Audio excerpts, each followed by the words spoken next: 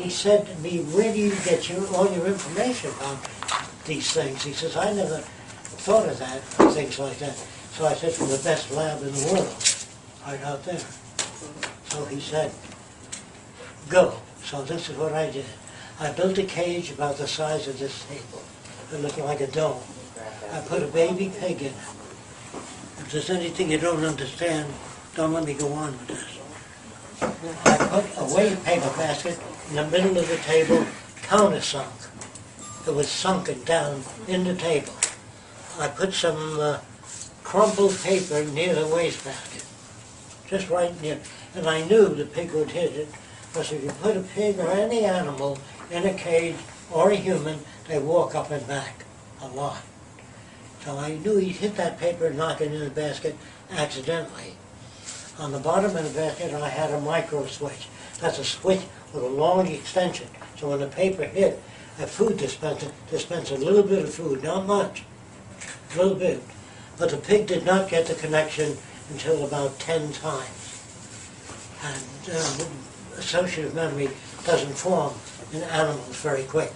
So then the next thing I did is once he picked the paper up, put it in the basket deliberately, and waited under the dispenser, I began to move the dispenser further and further away until I got it in another area. Next thing I did, after he put the first piece of paper, I had a second piece of paper. And he put the first piece way around the dispenser, and he saw the second piece. And I figured by that time, his associate memory would get him to put the second piece. It worked. He put the second piece in the basket. Then I pulled the basket up, because it takes me too long to condition the pig to pick it up and put it in the basket.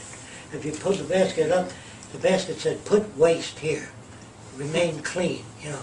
Then I put dirty rags instead of paper like it. And the pig came in, and he wore a white jacket, and a little sign said, the Immaculate Pig.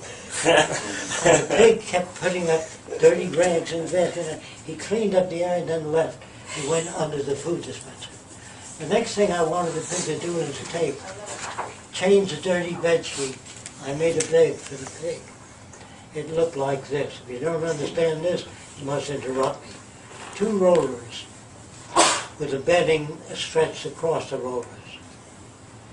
Now, if you put a pig in a confined environment, and this is soft enough, he will eventually get up on it, sleep on it. When the pig slept on it, if you get up in the morning, I then connected a wheel to this roller.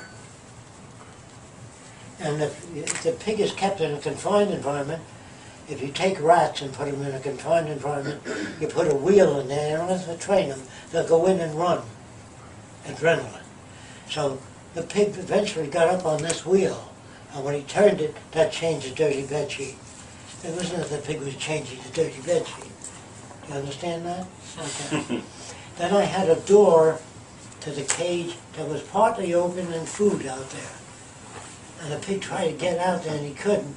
But then when he got back on the wheel and turned it, the door would open.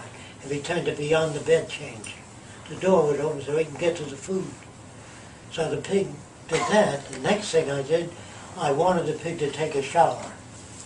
And that's outside of the pig's choices. So I had a rubber hose like the letter U. So you can picture this. There's a rubber hose bent like that with bamboo extension sticking down, and it was just a little lower than the pig's height. So when the pig left his little confined sleeping area, he touched these gadgets walking through that hoop, and that scratched his back. Pigs seemed to like that, so he turned around and went up and back about 10 times, getting his back scratched.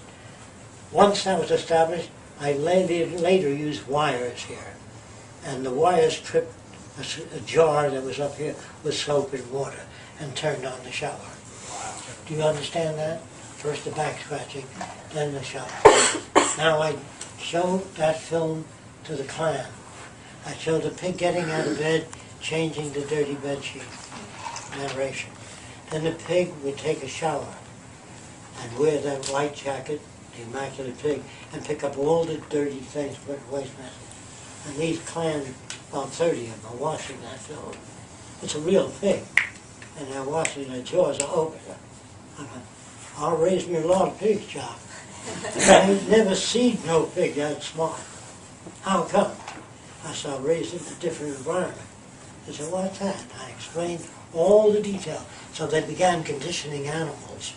See, Pavlov wrote about conditioned reflex, saliva flow, but he didn't know enough about it. The Russian government never understood. Neither did Pavlov. B.F. Skinner tried to do a lot of work along those lines, and I called him on the phone and talked to him. I said, do you think people are reflexive, conditioned? He said, well, it's too early to say. He didn't have enough information at the time. So I want you to know that that film was a major mechanism of change, not confronting them with anything. Then I thought of making a motion picture to get to people. Here's what the movie is about. If you know any film producers, contact them. It's a family, 50 years into the future, walking along that lake over there. This is supposed to be the future. And they're walking along that lake, and there's two little kids. One is 7, the boy, the girl is 6. But they're brought up in a new world, where they understand geology, continental drift. Kids can learn anything. They don't need Dickie Dare and Sheik Little Moby. They can learn anything, math, physics, astronomy. Kids are interested in everything. So these kids are very well informed. And they're walking along that lake, and the little girl, with the cameras at the height of the little girl, turns up toward Daddy, and he bends down toward the camera. And the little girl says, Daddy, we live in such a wonderful world, so many flowers all around. It's during a certain season here. So we have a lot of flowers and things. And there's no prisons, no crime, no police. How do we get from that old world of jealousy, envy, hatred, war, poverty, hunger, lack of security? How do we get to this world? He said, didn't you get that in school? He said, only a little bit. The little boy says, I want to know in detail how you got from the old world to this one. It's a long story. Both the kids insist. So he sits them down, he starts talking, and it fades out, comes back to the present day. Here's what happens. It's during this time. It's in cameras in front of the UN, and this is fictitious from here on out. There's a guy that looks like Albert Einstein. He's liked a great deal. I tried to address the UN. I was turned down. So here I have a guy like Einstein addressing the UN on how to build a world without war and all these problems. He's only given 1 hour by the UN because they say anything more than an hour doesn't work. This is today, the UN. You can't turn people around in 10 minutes or an hour.